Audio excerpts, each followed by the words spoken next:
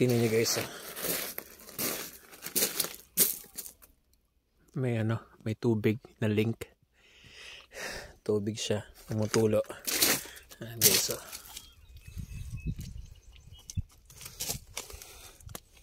Grabe oh. Grabe yung formation ng rocks. Guys. Rocks yan guys. Rocks. Sa haba ng panahon. Nabuo yung rocks. Sobrang laki. Guys.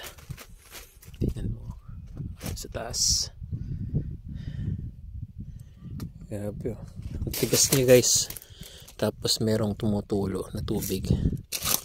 Guys.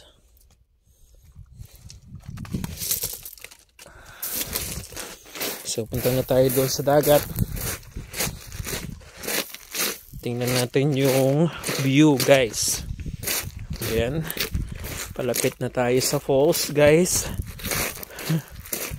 Ayan o. Grabe information ng mga rocks dito guys.